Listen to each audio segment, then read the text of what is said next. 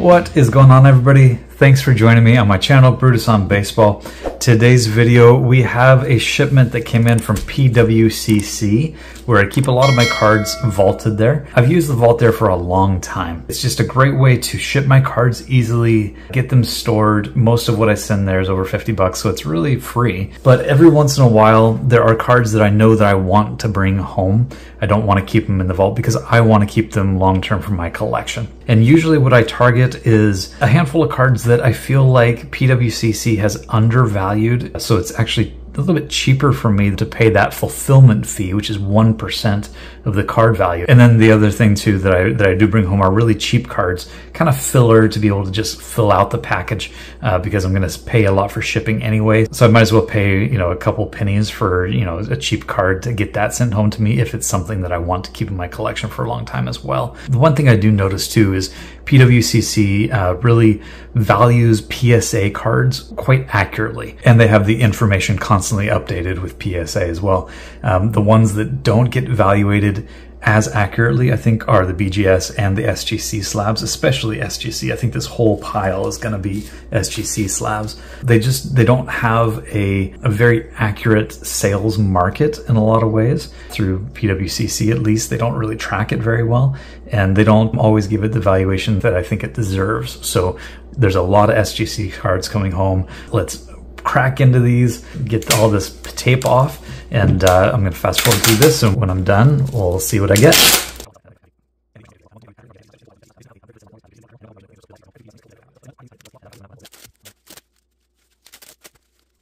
All right, there we go. As you can see, here's the two piles of cards. PWCC does a great job of packaging. That's one thing that I'm always really happy about with them. These are cards that I've had in my collection for a long time, but they're the first time that I'm able to actually have them and hold them in my hands.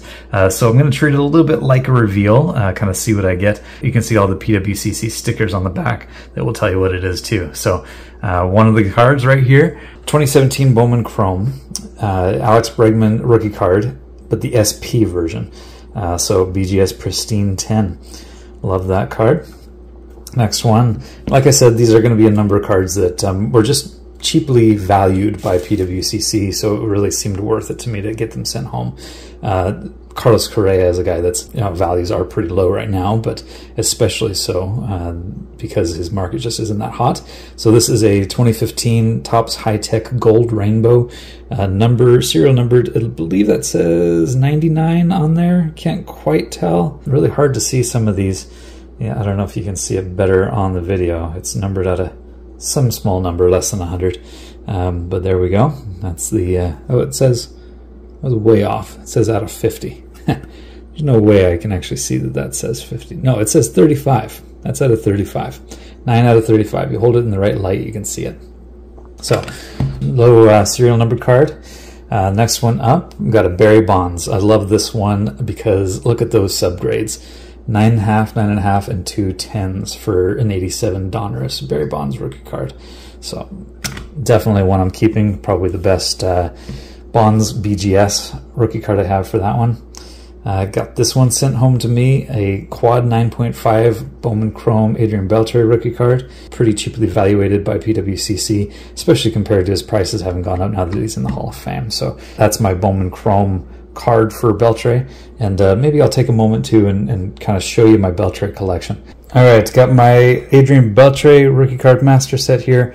I've got the Bowmans, I've got a BGS 9.5. I'm still missing the PSA 10, the SGC 10, really looking for those. I've got an international PSA 9 from the Bowman base set. For the Bowman Chrome, I've got the PSA 10, SGC 10, and I'm adding in that BGS 9.5, the True Gem Mint 9.5s across the board to that set. And then I've got, you know, the Bowman Chrome Refractor and a PSA 9, tough one to find.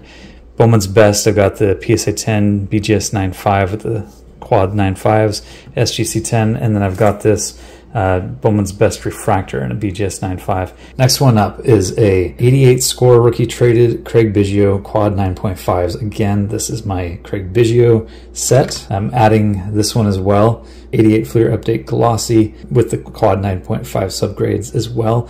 So adding those two to my overall Biggio collection. So this is my Craig Biggio, just the 1988. I don't have all the 1989. That would be a ton of cards. So I figured I'd simplify it. So we've got the Fleer Update 88, PSA 10, BGS 95, and SGC 10. Got the Fleer Glossy PSA 10 and SGC 10. And from this shipment, we're fitting in the Fleer Update Glossy 95s across the board, True Gem Mint.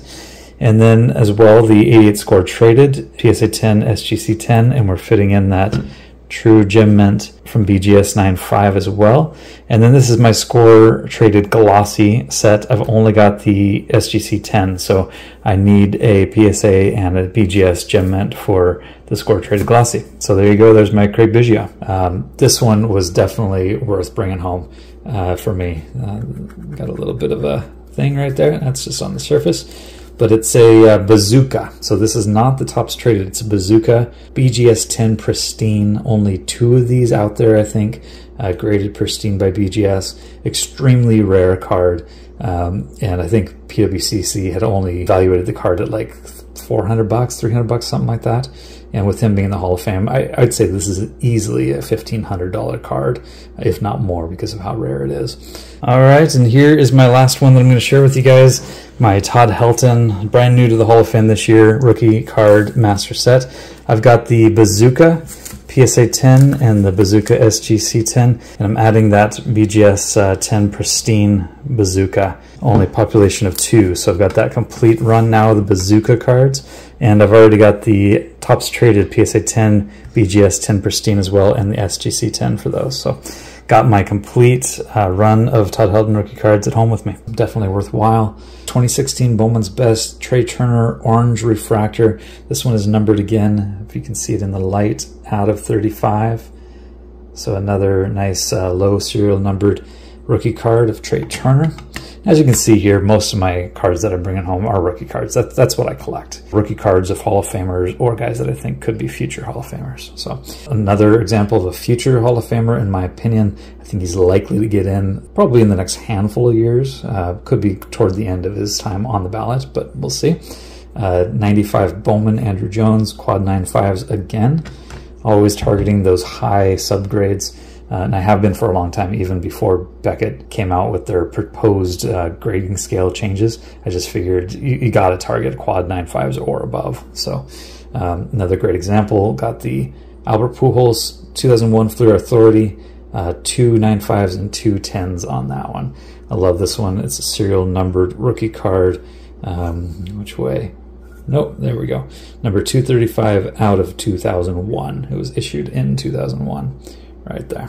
Really short print for a base card. Fleer Authority, I think they're beautiful looking cards from 2001, and great subgrades on that one. Barry Bonds got a 1986 tops traded again with the great subgrades, 3 9.5s and a 10. So there is my BGS cards, almost all rookies right there. All right, so let's move on to PSA. It's a short pile for PSA. This is a numbered insert card out of 1,500, 1481 out of 1,500, and it's from the 1997 Donruss Elite Passing the Torch insert set. Really cool looking cards. You know, they're beautiful. They're easy to chip and get in bad condition, but this is graded at PSA 10. So something that I got not too far back, I think, from a PWCC auction. So wanted to bring that one home. This one was one of those filler cards, really cheaply evaluated. I think it was like $12. That's what PWCC was saying it is. Probably pretty accurate. 2017 Topps Allen Ginter, but the hot box foil PSA 10 of Alex Bregman. So just something to bring home because I didn't have any other of these hot box foil cards. Fill up the order a little bit. Next one is a 2005 Donruss Diamond Kings. Well, in my opinion, one of the worst Justin Verlander cards. For Diamond Kings, this was not a great drawing in my opinion, but PSA 10, one of his rookie cards. I needed it for my master set for his rookies, so I brought that one home. Next one up was another kind of filler card. I don't usually collect the non-licensed stuff, but for Bryce Harper, I figured I'd get one of these, and so this is the only one that I own. PWCC had a really low evaluation on this. I'm not sure why, but they only had like $10, and so I figured might as well bring that one home too. Next one, this is a 2015 Topps Heritage Chrome version of the Francisco Lindor. So since it's Chrome, it's going to be numbered. There it is right there, 727 out of 999, if you can see it in the right light. Next one up, gold minted. I love these Topps Fire gold minted cards. They're beautiful looking cards. Fernando Tatis PSA 10, the only gold minted that I had, so it kind of was filler a little bit too. And I'm pretty sure that this one is a filler. Yeah, this is just my 92 Donruss Diamond Kings insert set. I'm trying to collect the full set of Diamond Kings, and Dwight Gooden PSA 9. It was cheap, it was filler, but I didn't have it, so bring that one home too. And then finally, a 1971, this is an O-Peachy PSA 8 card of Bobby Grich. So this is something that, because it was O-Peachy, I think that PWCC had not really updated the valuation in a long time. And I can't remember when I bought this card, but I'll put it up here, the date that I bought it and the price that I paid for it. It was kind of before O-Peachy was really seen as a really rare version of these guys' rookie cards, especially going back into the 70s. So they weren't selling for as much as the Topps even, but that's changed quite a bit, or is changing for the older stuff. You can see there's a lot of really rough cut edges, which is quite common for the old O-Peachy cards. Really rough cut edge along that side, but they take that into account when grading. Not a Hall of Famer, but somebody that gets a lot of Hall of Fame support from the sabermetrics analytics type crowd. His WAR is well worthy of Hall of Fame, but his counting stats are not. So it really depends on what your beliefs are for those. So there's the PSA cards. Last pile here. Let's go through my SGCs. So this is going to be the biggest one. So we've got an SGC 8.5 for the 1967 Topps Boston Red Sox rookies. This is for Reggie Smith, obviously, another guy that is really well liked by the sabermetric analytics community for Hall of Fame in the future, but he just didn't get a lot of support from voters. I'll have to just wait it out and see, but a great player, better than probably you remember. Next one up is 2019 Topps Stadium Club Chrome SGC 10. I think this was another just throw in filler card. I think it was 15 bucks that they evaluated it as, and so it was an easy pick to just bring it home. I didn't have any of the Chrome versions of that one. This one is another filler card, Atomic Refractor. Probably wasn't evaluated as high as it could have been by PWCC, so I brought it home for whatever, 5-10 cents, divided up among everything else, of course. So that's the Atomic Refractor for Alex Bregman. The Topps Fire, I think this is my only SGC 10 of 2018 Topps Fire Juan Soto rookie card, so I brought that one home as a little bit of filler.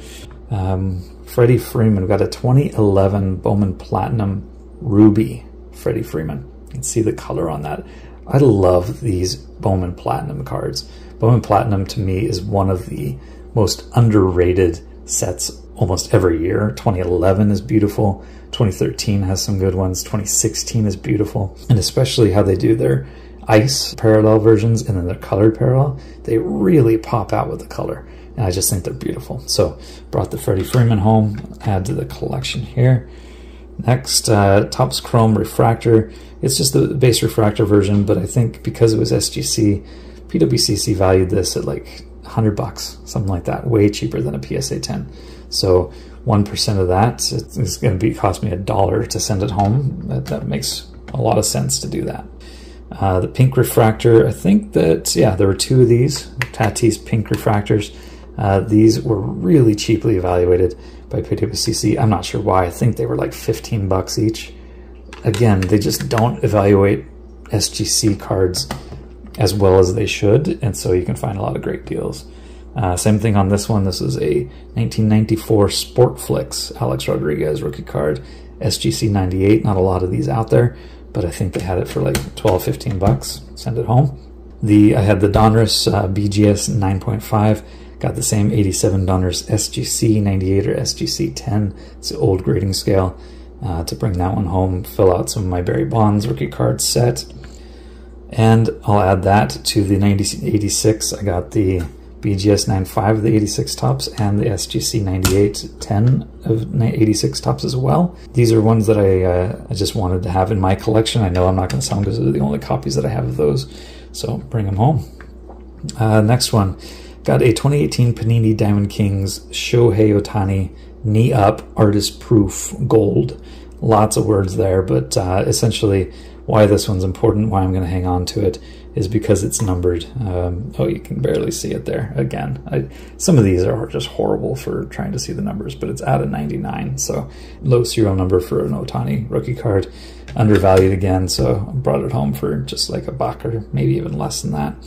The 2018 Topps Chrome Shohei SGC Gold label. Again, I think that they actually evaluated this one as the same price as a Gem Mint SGC. Whatever that was, it was, you know, $100 maybe, and so $1 to send it home. It's my only gold SGC for Shohei, so definitely going to keep that one. Sell off the Gem Mints if I need to. This is 1987 Fleer Barry Larkin rookie card, SGC 100 pristine. Same thing here, guys. It used to be that the old SGC labels were gold and they had the 100-point scale before they changed their grading scale over. Same thing. They actually, if you go back another generation, they used to not even have the gold border. They just had the green with the 100, and way more rare. So having this in a gold label is great. You know, like for modern cards, ultra modern cards. I put a whole video about this. Gem Mint is the expectation. Pristine is the future, in my opinion, especially with AI being able to come in and see the differences between Gem Mint and pristine in the future. It's gonna hold a lot more value, I think, when almost 70–80% of the cards being sent in are gemming. But when you go back to 1987, it's a way lower pop. The percentage of the cards submitted that actually get a pristine is crazy. So when you go back to the 90s and 80s and you get a gold label, SGC 110 pristine, whatever, that is where the real value of gold label cards comes in, the really old stuff like that. So definitely hanging on to that one. 2001 Upper Deck Upper Pujols SGC 98 Gem Mint 10 with for SGC again. Love that Albert Pujols. He's a great player. 2008 Topps Stadium Club. It's the only Stadium Club card that I have of Kershaw for his rookies. SGC 9810. Don't have the PSA 10 or the BGS, so bringing that Stadium Club home. Next one up. 1987 Topps Tiffany Will Clark rookie card. These wood grain borders, one of my favorites of all time. I love the look of this card. Gem Mint 10 as well for the Tiffany, so that's pretty hard to come by. Got a 1973 Topps Dwight Evans right there in the middle. That's the guy to be looking at here. SGC 9 in their new label. Just a beautiful card. Rough cut edge on the left side there, but you know, because it's SGC again, it was way undervalued. I think under like $200, something like that. So easy choice to pay $2 to bring that home. And getting into some really old cards here. So this is 1975 Topps rookies, but this one's got Gary Carter, Hall of Fame catcher for the Mets and Expos. And finally, my last card up. I love this card. Mini Minoso. Should have been a long time coming in the Hall of Fame. This is the 1952 Bowman. Look at that. 1952 Bowman SGC 8.5. Oh, I love this card. The old Bowmans, where they were actually smaller, Topps kind of standardized the size of cards in 1952, but Bowman was still making smaller cards. And I just love the color on these. It really pops. And I bought this one a long time ago. I'll put it up here, what I paid for it, what the pop is on this one. But, you know, like this is a perfect example of why I would take this card out compared to most PSA cards. Really was evaluated at a low price compared to even what it was worth at that time. He gets into the Hall of Fame. It's been in the vault for however many years. Never changed the valuation even after he got in the Hall of Fame a couple years ago. Just under $400. So it's $4 for me to send it home and keep it in my collection. So there are my PWCC cards. The majority of my, really, really good cards are still housed at PWCC. I don't have a great display for them at home, but the ones that I know that I want well into the future and I think are evaluated at a reasonable price to be able to bring home from PWCC, I'm going to keep doing that. Just wanted to bring it out and share it with you guys, what I love to collect. It's a whole variety of every grading company out there, PSA, BGS, SGC. I don't really do CGC yet, but I'm starting to think about it. But you've got insert cards, you've got rookie cards that are modern, 2019s, you got more insert cards. And then you got the really old vintage stuff, 75 Topps, one of the best sets out there that Topps really ever made. 52 Bowman, 73 Topps, 87 Topps Tiffany. Some really, really fun cards to add to my collection at home here. So even though I don't get to, have all of my great cards, my cards that I've spent a lot of time looking for in my collection at home, I prefer to keep them at the vault where I know they're safe and they're insured, and bring home what I can. So that's my share for you guys today. Keep talking baseball, everybody. Take it easy, and we'll see you next time.